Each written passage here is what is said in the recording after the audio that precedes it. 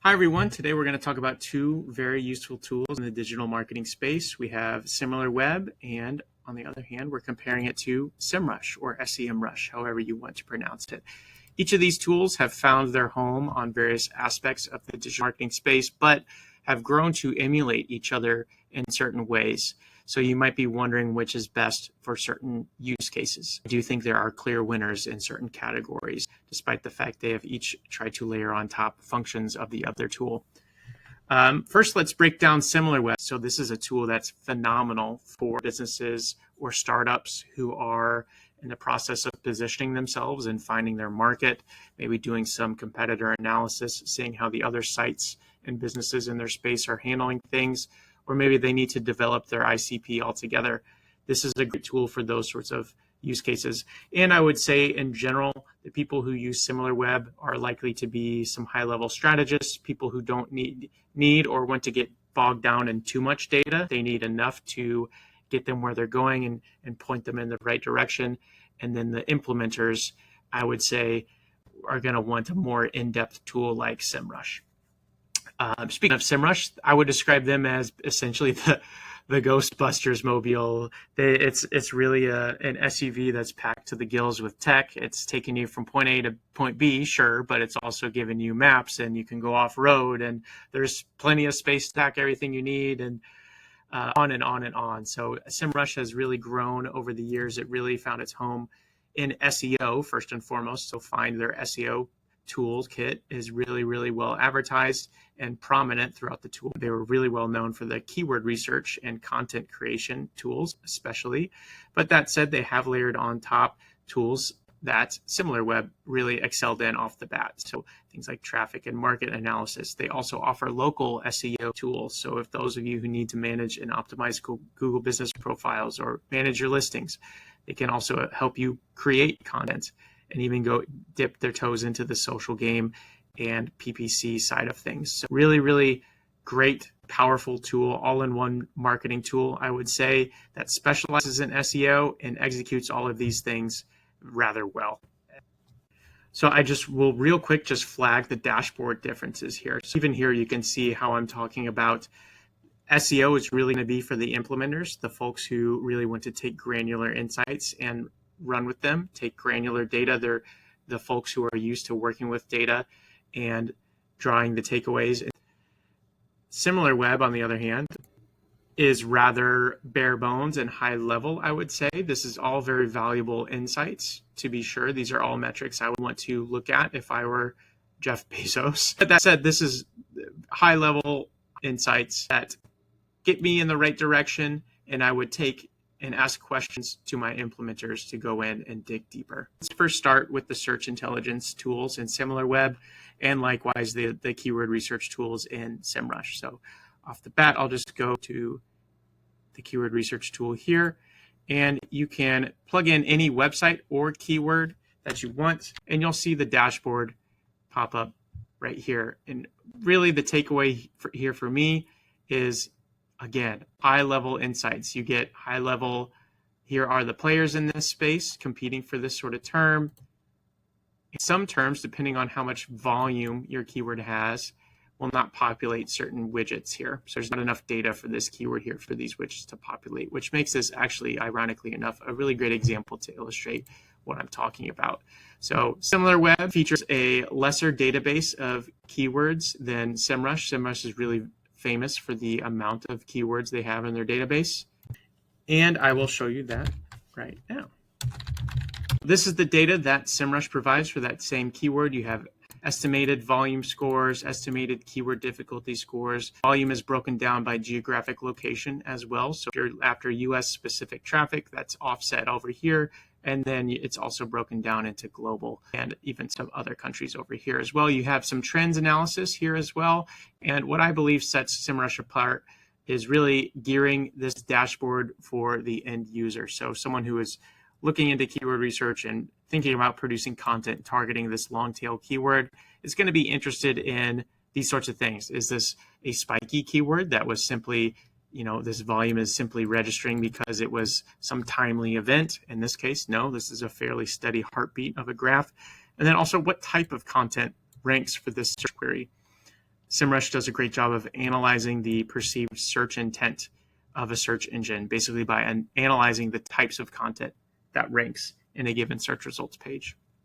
You also have some keyword variations to take in mind, questions, and you can lump these into your keyword strategy if you create topics and pillars native to the platform as well.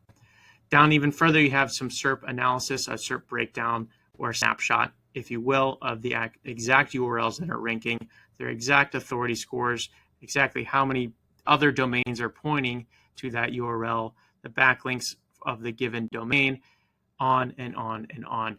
It really, really goes above and beyond and laps the field in terms of the quantity of data points presented on a given search. And a quick point too, I do really like the user interface and the user experience of both tools. I find them both to be rather sleek, rather user-friendly.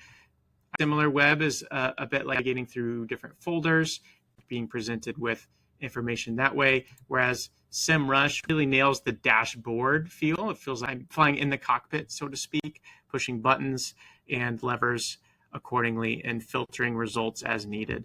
SEMrush, again, just feels like an actionable version of SimilarWeb's user experience. Okay, real quick, let's also talk about tech SEO and site health and site audits. So both of these tools can crawl your website and catch errors, present them to you, and help you along the way of doing some spring cleaning on the back end of your site. Without fail, you'll have links that break, pages that 404, on and on and on. These tools really treat this use case differently, and I genuinely prefer SEMrush for this sort of use case opposed to SimilarWeb, which I actually don't even have this added to my subscription any longer. I just found myself only using SEMrush for this.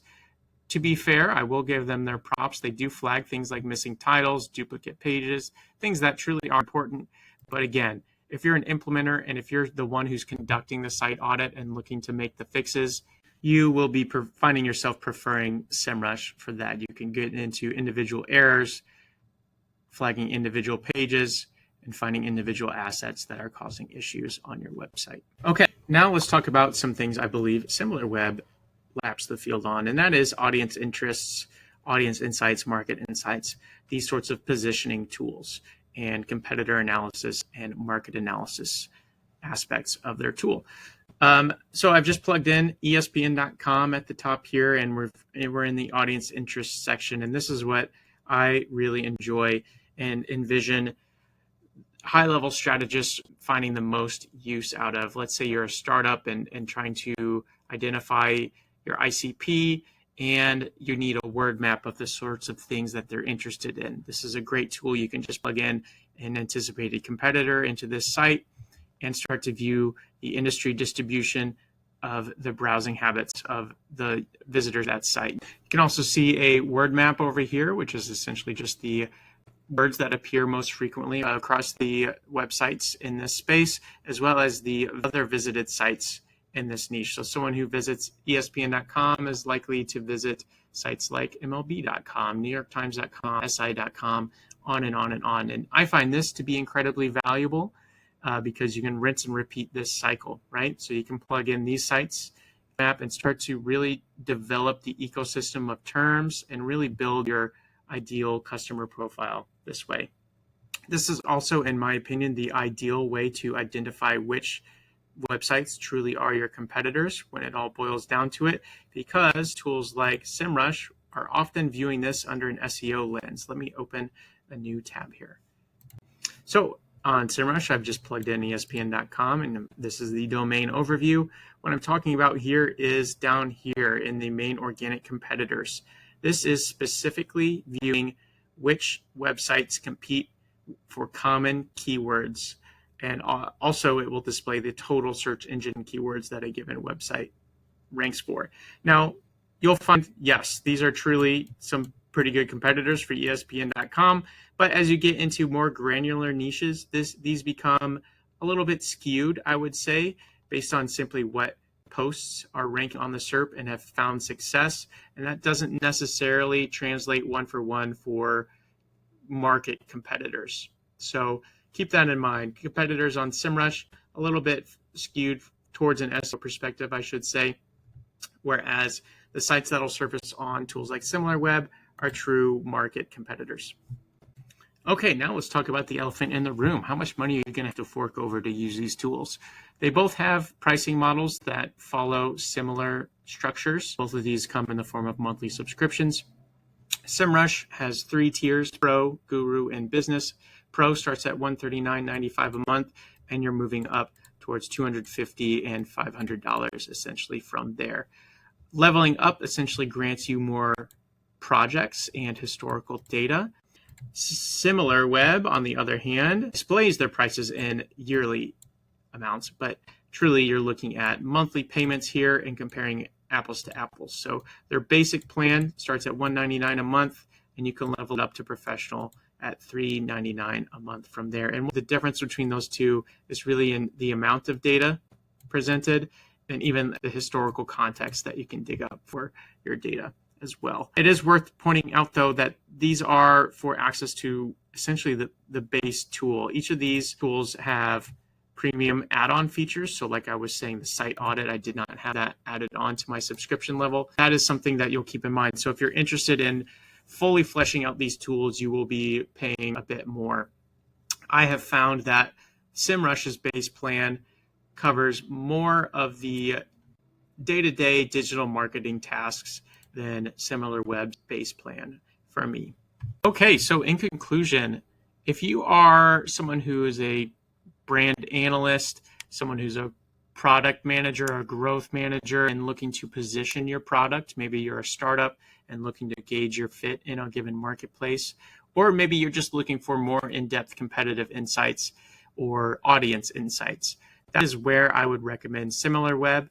But by and large, for digital marketing tasks, SEMrush is going to be your go-to. They cover everything to an excellent level, from SEO to local SEO and local businesses to actually producing and helping you structure and optimize the content once you've identified your opportunity, and it will even help you perform on social and paid advertising.